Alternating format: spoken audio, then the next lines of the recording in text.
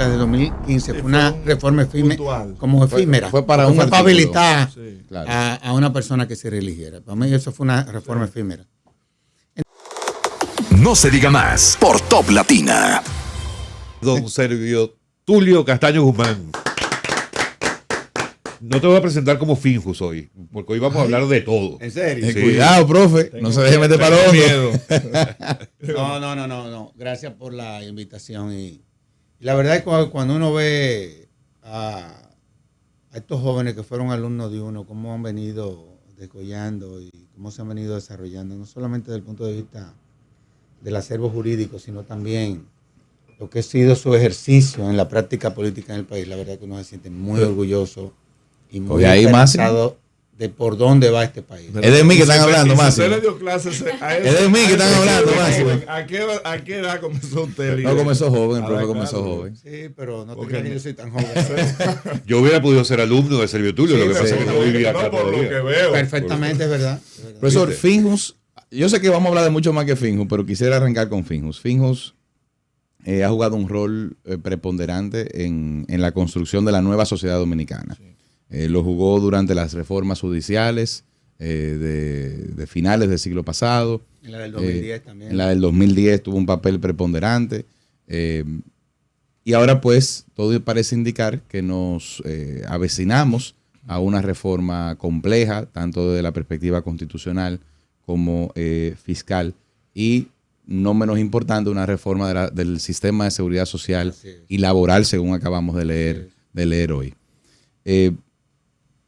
¿Ha fijado Finjus una posición? ¿Cómo lo está viendo la institución? ¿Este es un tema que ustedes ya tenían mapeado? ¿Cuál es el ánimo dentro de la organización con relación a estas propuestas o posibles propuestas de reforma? No, yo voy a comenzar con la constitucional. Yo lo que sí digo y advierto inclusive, que para tú reformar una constitución hay que tener en cuenta 3 elementos. Tiene que ser el fruto de un pacto político, un pacto jurídico y un pacto social. Por eso la Constitución del 2010 fue una reforma tan exitosa, porque fue una reforma que se consensuó. Y es probablemente la reforma constitucional que mayor impacto haya tenido en la historia del constitucionalismo en la República Dominicana. Para mí fue más allá que la propia reforma del 1963. Lo decía ayer su colega Cristóbal Rodríguez, a quien tuvimos, y planteó precisamente esa posición. No, y yo te voy a, bueno, Cristóbal Rodríguez fue el coordinador por parte de Finjus de la mesa de constitucionalistas que tuvimos durante todo ese proceso. Porque aquí se habla mucho de la Constitución del 63, alrededor de la Constitución del 63 hay muchos mitos también que hay que desmontar. Ese fue el proceso de reforma más excluyente, porque solamente fue aprobada por la Cámara de Diputados. Y por eso que tú ves que trajo como consecuencia lo que pasó, porque no se consensuó. No fue el fruto de un pacto político. Fue la idea de un hombre que iba más allá de la distancia, con un grupo de jóvenes, en fin. Pero vuelvo y te reitero, los hechos están ahí. Por ejemplo, la reforma del 2002 no se consensuó. Entonces, tú ves, cuando tú estudias las reformas constitucionales, las que han resultado ser exitosas, olvídate de la dimensión de lo que se reformó, pero las que han resultado ser exitosas son las que son el fruto de un profundo consenso. Claro, de un profundo consenso. Yo honestamente hablando, tú sabes que nosotros con el tema de la Constitución somos nos gusta tener mucho cuidado. Escépticos. Sí, porque son reformas muy complicadas. Y nosotros, en honor a la verdad, no estamos ni andamos por esos predios. Ahora, evidentemente de que si se abre el proceso, nosotros vamos a participar. Esa es la realidad. Porque nosotros como fundación nos hemos aprendido que es mejor tú ser parte de los procesos que tú quedarte fuera de ellos. Claro. Sobre todo porque nosotros somos una institución muy propositiva y como think tank, que tú sabes muy bien, conjuntamente con la Fundación Global, que son los dos únicos think tank, según, digamos así, el Centro de Pensamiento de la Universidad de Pensilvania, que es la que evalúa los think tank en América Latina. Funglode es la número 79, nosotros somos el 81 en América Latina. La gente no sabe eso. Y es precisamente porque uno tiene una labor proactiva, pero siempre teniendo una visión de Estado. Aún tiene una institución de la sociedad civil. Pero hay que tener mucho cuidado con esta reforma. Ojalá y que sea el fruto del consenso. Ahora, si nos vamos un poco atrás al segmento anterior, José Gregorio explicaba el tema de la situación entre la reunión de Leonel Fernández con el presidente Abinader, que yo califiqué de mezquindad política. No necesariamente. Pero yo lo veo como un tema de mezquindad, porque, oye, ¿por qué no acceder a una conversación a la que te está invitando el presidente de la República, precisamente pensando en la necesidad de ese consenso del que hablamos? Pero Y fíjate, entonces, ante una reforma como la que dice, que se requeriría, o lo ideal sería esos tres elementos: el consenso social, dijiste el social, el político y el político jurídico. y el jurídico. Por eso es que tú ves Ya que en el el 2010 se político- creó una comisión de juristas. Ajá. Pero de los más connotados juristas. Es que la gente a veces no entiende.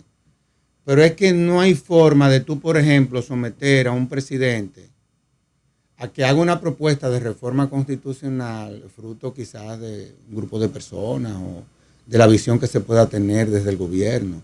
Eso es muy complicado. Por ejemplo, tú hablas de mezquindad. Yo no lo veo así. Por ejemplo, en el 2010, el PRD, que era el partido de oposición mayoritaria, estaba en contra de la reforma. Y en la medida en que el proceso de reforma se fue socializando, bueno, vino el pacto de Alcobartas Azules. Sí. Aquí probablemente pase lo mismo, porque esa es la política. Cuando tú ves, por ejemplo, que la oposición o una parte de la oposición tiene ese tipo de comportamiento, desde el punto de vista de la lógica política, no te creas que son comportamientos indebidos, es que son parte del ejercicio de la política. Así es que yo lo veo, honestamente hablando. Porque una reforma es un toma y daca. Por ejemplo, el tema de ponerle candado a una constitución. Muchos de nosotros no estamos de acuerdo con eso. Porque es que así como tú se lo pones, así te lo puedes quitar. Claro. La propia constitución te establece inclusive el artículo al cual tú te puedes amparar para reformar lo que tú quieras de la constitución. Exacto. Entonces, ese es un tema. Que vamos a petrificar tal cosa. Pero es que O sea, eso es retórica. Es que desde el punto de vista de la hermenéutica constitucional, la propia constitución, aparte de que tú sabes muy bien que la doctrina, la jurisprudencia, eso de tú ponerle candado, por ejemplo, a no más, eso es muy relativo. Por ejemplo, no digo que sea el caso,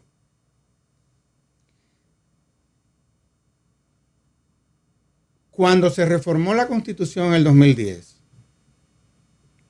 se reformó para que no hubiera reelección. Uh-huh. Vino Danilo Medina y reformó la Constitución El 15.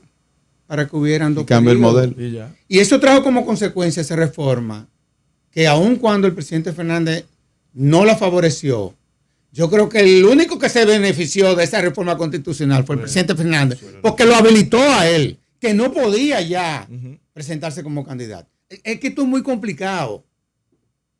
Entonces, aquí hay que sentarse a pensar qué es lo que realmente conviene. Otra cosa, el presidente, de hecho, y él lo ha dicho, y yo le creo que es así, que es verdad que él quiere terminar estos 4 años. Pero es que si él quisiera, partiendo de la constitución que tenemos, él no se pudiese reelegir en el 2028. Entonces, son muchas cosas que cuando tú le pones la lógica, dices, bueno, pero ¿para qué esto? ¿Por qué esto? Es complicado esto.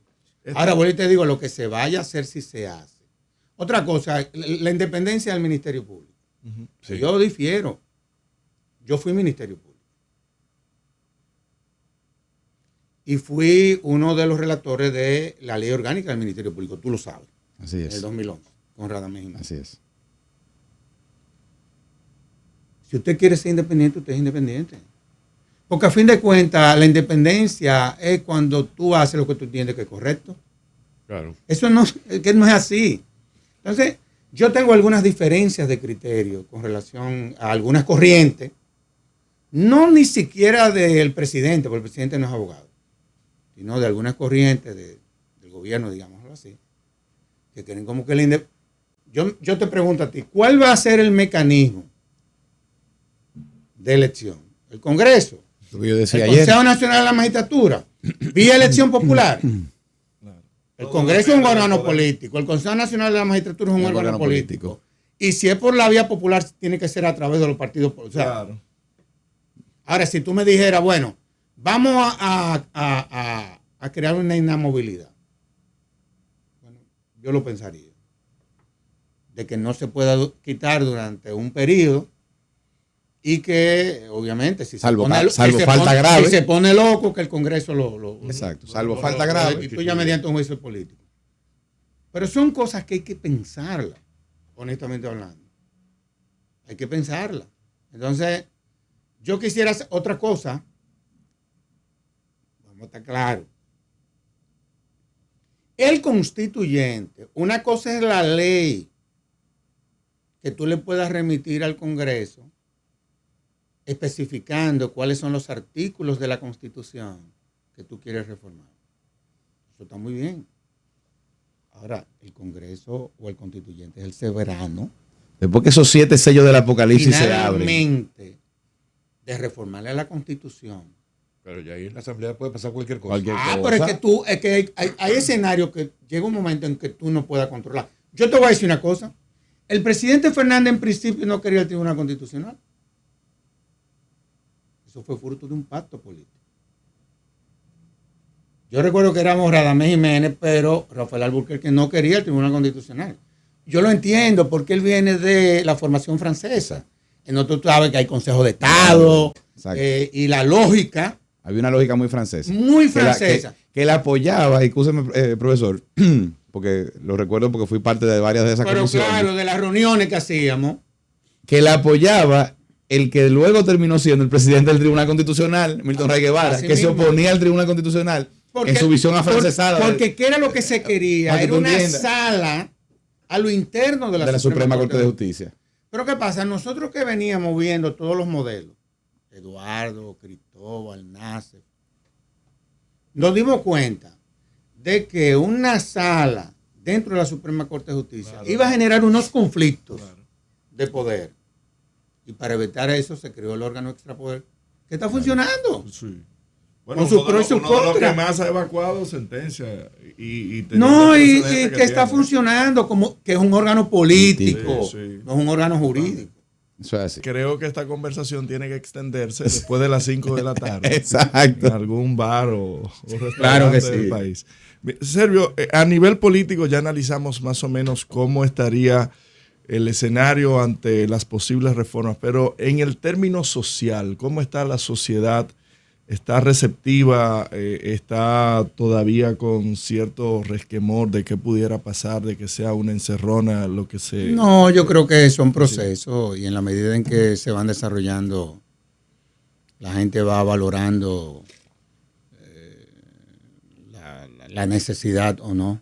Eso es así. O sea, eso hay que verlo como algo totalmente normal, pero volví y te reitero, hay que tomar en cuenta una serie de elementos. Ahora, a mí sí me hubiese gustado. Tú sabes que la Constitución del 2010, porque se habla de la del 2015 el otro día, últimamente, pero que la del 2015 fue una reforma efímera, como efímera. Fue para un para artículo. habilitar Sí. Claro. a una persona que se reeligiera. Para mí eso fue una reforma efímera. Entonces, ¿qué pasa? La cantidad de leyes que hay pendientes en el Congreso para hacer efectiva la implementación de la Constitución. Por ejemplo, y eso lo saben ustedes dos mejor que yo. Ustedes saben que el modelo de Estado cambió con la Constitución del 2010. La gente a veces no percibe eso. O sea, nosotros pasamos de un Estado liberal a un Estado social y democrático de derecho. Cuando tú hablas del Estado liberal, tú estás hablando del Estado que se desarrolla sobre la base de la representación, el ejercicio de la política, el ejercicio de la función pública.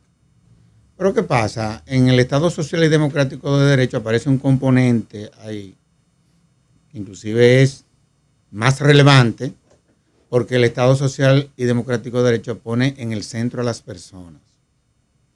Por eso es que tú ves que aparece entonces como fundamento de la Constitución, no solamente la representación, sino también la participación de la ciudadanía en los procesos de construcción de la democracia. Y ahí viene el referéndum, el plebiscito. Esas leyes no se han aprobado. No. Es decir, esas herramientas que la Constitución tiene dos partes, una dogmática y otra pragmática.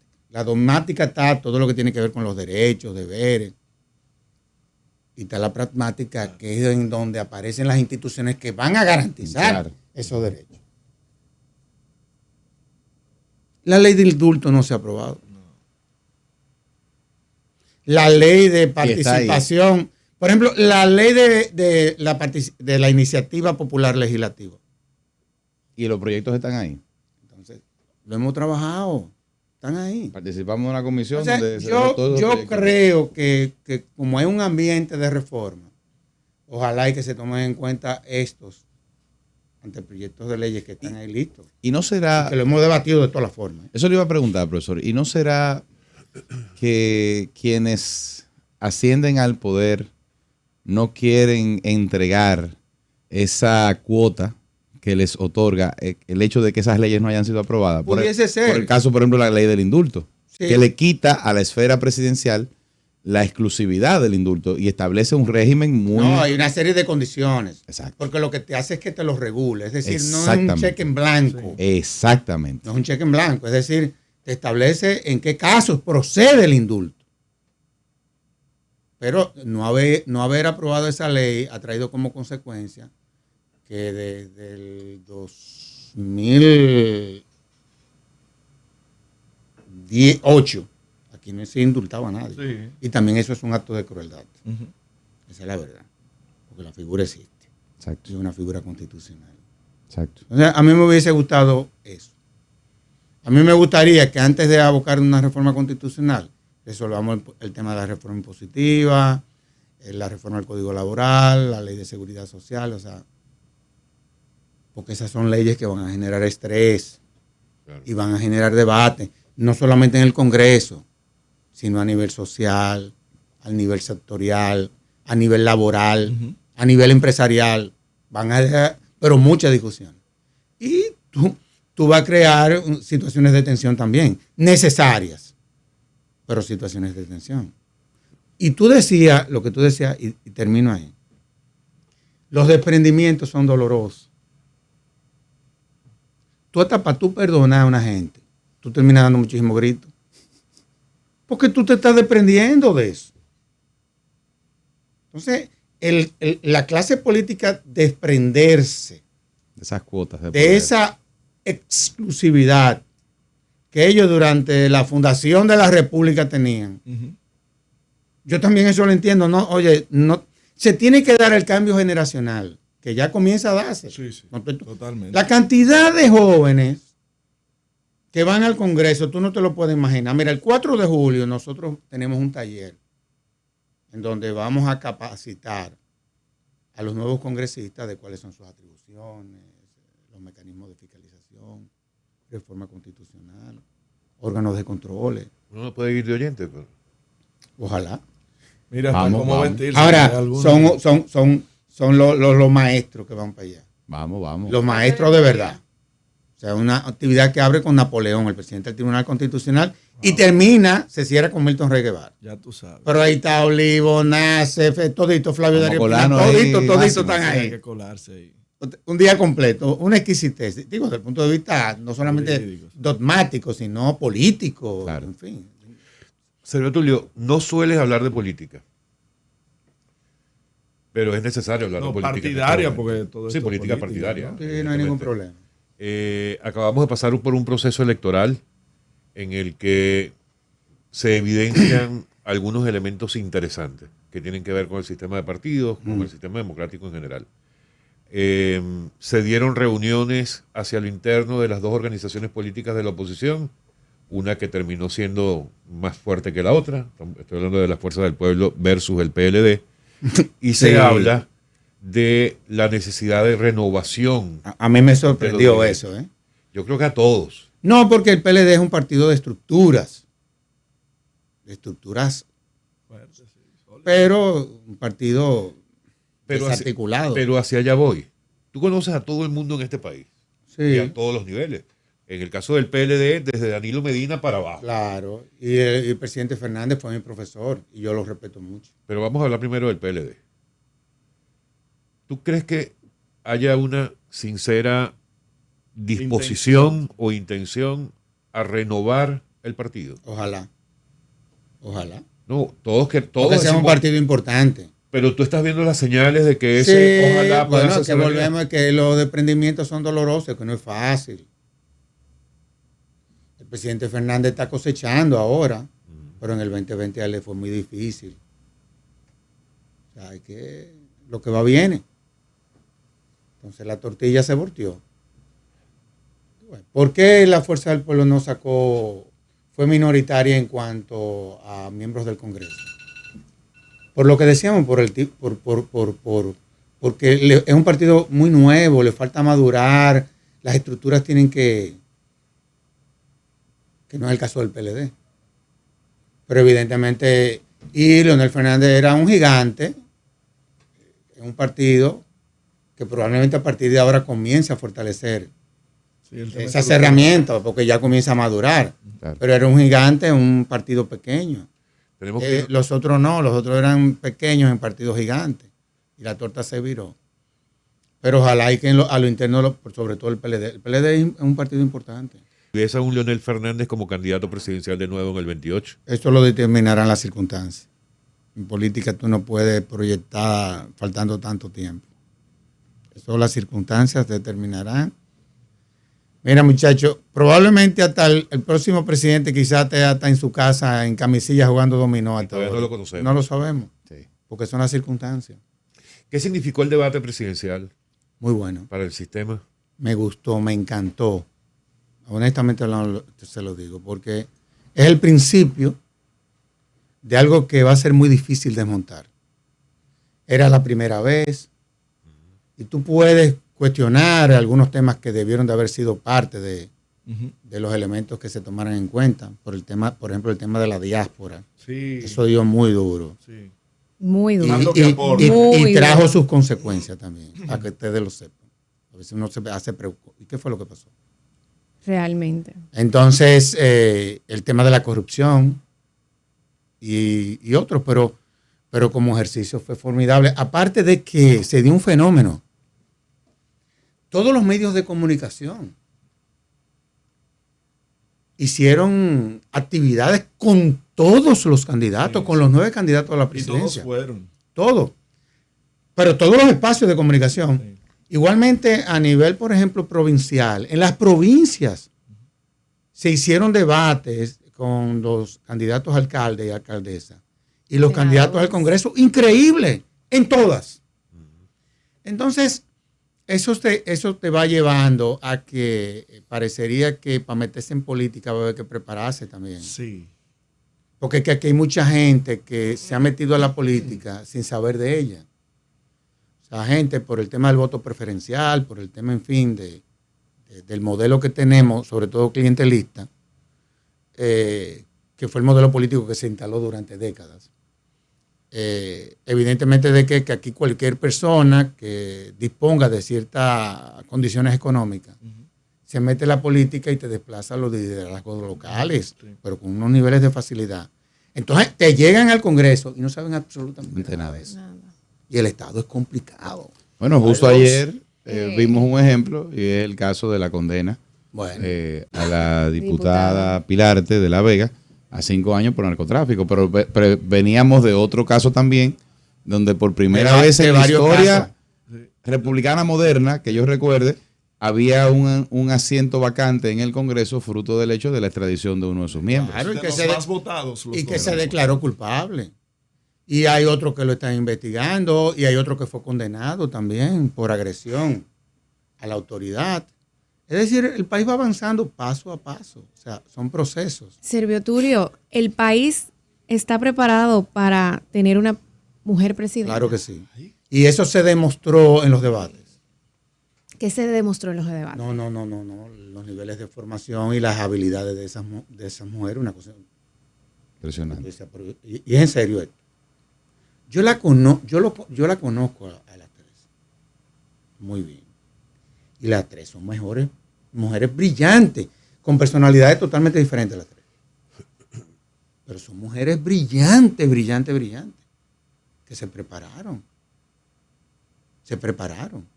Y que han ejercido la política. No fue que aparecieron y la sacaron de un closet, porque volvemos al principio. O sea, otro tema que yo creo que va a haber, por ejemplo, alguien decía que, bueno, el nivel es de abstención, es que no hubo polarización tampoco. Sí. Vamos a hablar claro. Cuando no se da polarización, la gente no sale de su casa. La gente dice, miren, además todo el mundo tenía los números. Claro, una ventaja demasiado grande como para... Todo el mundo tenía los números. Otro paso de avance fue lo que hicieron los dos principales candidatos a la oposición una vez, no habiendo ni siquiera concluido el proceso. Y llamaron. Sí.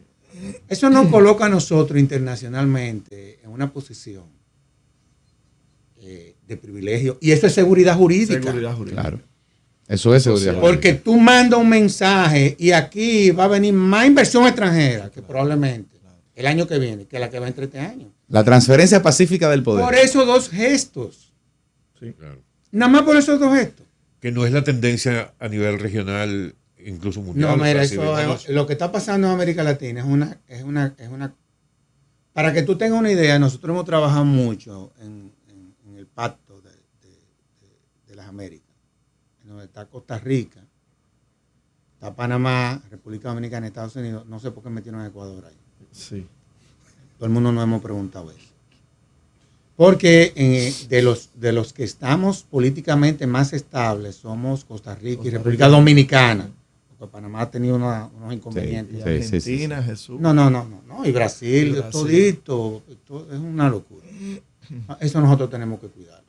Y está haciendo el país lo adecuado para cuidarse de esa ola latinoamericana de lo que era, por así decirlo, de alguna manera. Bueno, yo pienso que por lo menos hay conciencia de lo que está pasando. Hay conciencia. Obviamente aquí hay cosas que mejor. Por ejemplo, vamos a entrar en un tema que es complicado. El voto preferencial. Sí. El método de Home. Eso la sociedad no lo entiende. Porque es que tú estás votando por un candidato, pero sucede que quien te lo termine eligiendo es un método y no tú.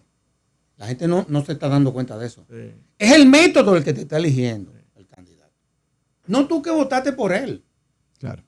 Entonces, aquí hay un tema. Al final tú votas por una cara y termina eligiendo el partido. Claro. Otra cosa, a mi juicio, yo no te estoy diciendo es que lo pongamos sobre la mesa para por lo menos ver cómo lo perfecciona. Claro. Algo habrá que hacer. Porque también se está demostrando que favorece a los mayoritarios. Claro. Sí, lo que pasa es que ahí se rompe el principio de un hombre, un voto, que es fundamental para el ejercicio democrático, y nosotros importamos un sistema y lo convertimos en un Frankenstein, porque en las democracias parlamentarias europeas, que es donde se utiliza el método de Home, hay un mayor nivel de balance y se utiliza por lista. No una mezcla como la tenemos nosotros, porque nosotros tenemos un Frankenstein. O sea, ¿qué dice? Bueno, Nassef es de lo que mejor maneja ese debate. Él se va al 109.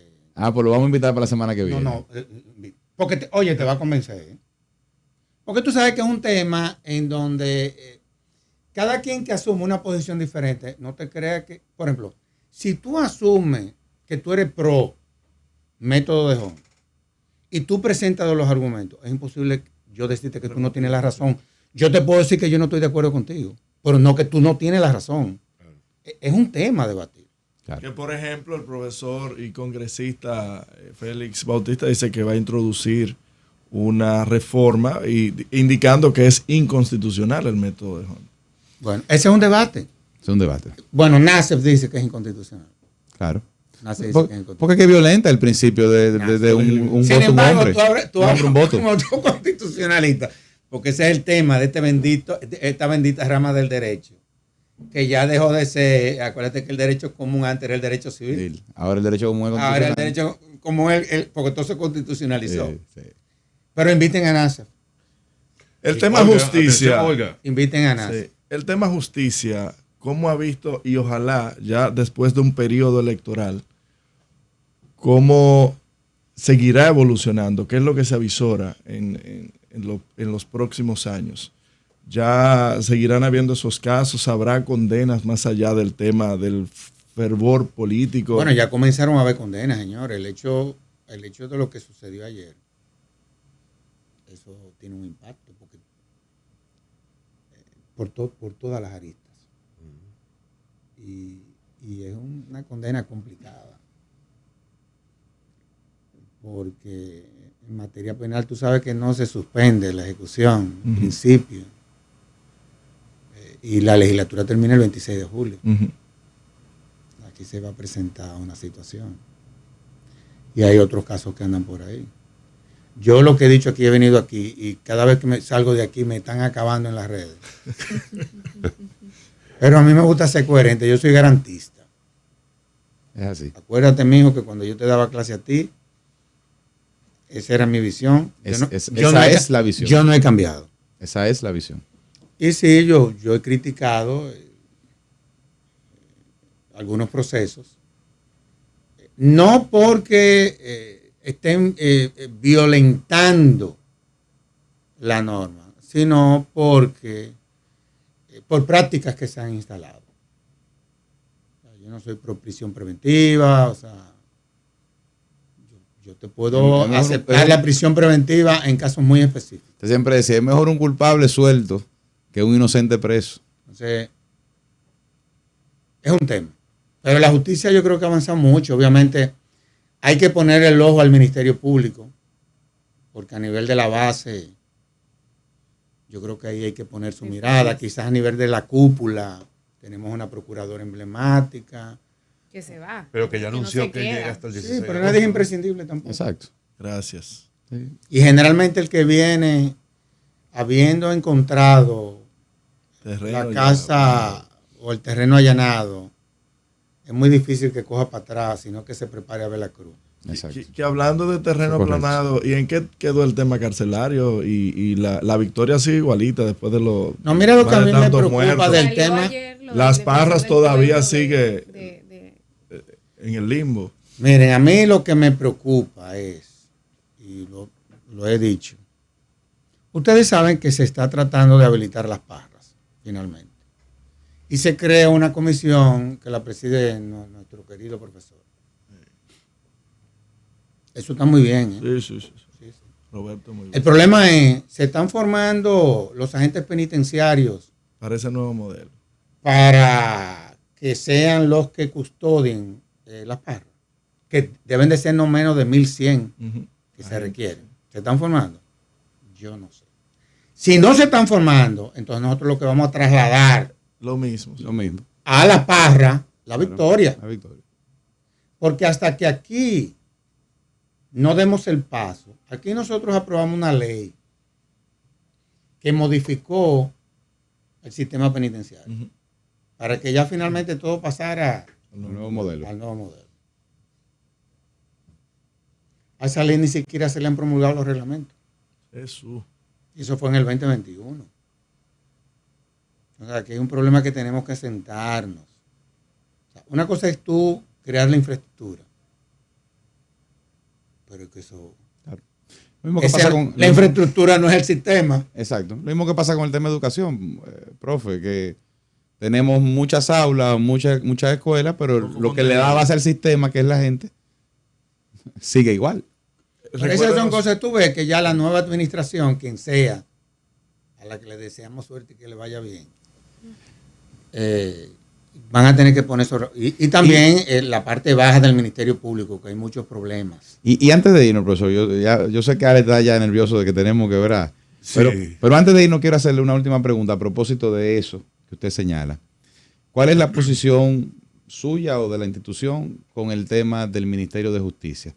De traspasar a un nuevo ministerio esas funciones de administración del sistema carcelario, de administración del sistema de régimen de bienes incautados y todo, ¿verdad? Todo lo que implica la creación del ministerio. Nosotros desde el 2010, yo recuerdo que el comisionado era Alejandro Moscoso. Sí, correcto.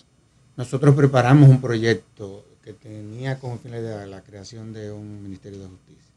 Porque nosotros tenemos la Procuraduría General de la República es un ornitorrinco. Es pato y gallina. O sea, tiene una serie de atribuciones que, desde el punto de vista de lo que es la naturaleza, o lo que debe de ser la atribución natural de un ministerio público, tiene una serie de atribuciones que contradicen la lógica del ministerio público. Claro. Y distraen al ministerio público en esas atribuciones. Por ejemplo, el tema penitenciario. ¿Tú sabes qué porcentaje del presupuesto? Eso para que tú veas lo que distrae al ministerio público, el tema de las cárceles. Más del 60% del presupuesto del Ministerio Público se va al tema carcelario. ¿Tú ves? Entonces, esas son las cosas que tenemos que poner. Esas sí son reformas que tenemos que discutir. Nos tenemos que ir, Servio Tulio. El tema del taller nuevamente. Y me voy con la duda de qué es lo que pasa en la parte baja del Ministerio Público en esa... No, por ejemplo, el tema de las evaluaciones de desempeño que ha dado brega, o sea, al Ministerio Público crear el mecanismo para que se evalúen. Los concursos. Tú lo sabes, a mí me evalúan todos los años en la Fundación Institucional de Justicia. Viene una empresa de afuera, que yo ni sé quiénes son los que me están evaluando. Y te ponen a hacer hasta rabo de elefante, pruebas psicométricas. Bueno. Entonces aquí también, ¿tú entiendes? Claro. O jugamos todo o se daña la baraja. Pasar por un proceso. El taller, Servio Tulio, del que nos hablábamos. 4 de julio va a ser en el Salón de Actos del Senado. Y la verdad es que desde el punto de vista académico es una actividad que promete mucho. Es para nuevos legisladores, pero aquí va a veremos par que nos colaremos. Sí, nos colaremos. Bueno, tú fuiste candidato. Sí. Tú sí verdad que te puedes colar. Exacto. Pero a mí me gustaría ver si vamos a tener esperanzas, porque ya hay uno puede ver en las mismas disertaciones que hagan uno que otro, de ver si lo vaya a hacer un scouting. Yo no sé ustedes, pero yo llegaré diciendo que soy amigo de Servio Tulio. Obvio. Yo voy con una foto. Pues te van a dejar entrar. Yo voy con una foto con Servio. Profesor, gracias. Nada, un abrazo, señores. Amigo Servio Tulio Castaño Guzmán. No se diga más por Top Latina.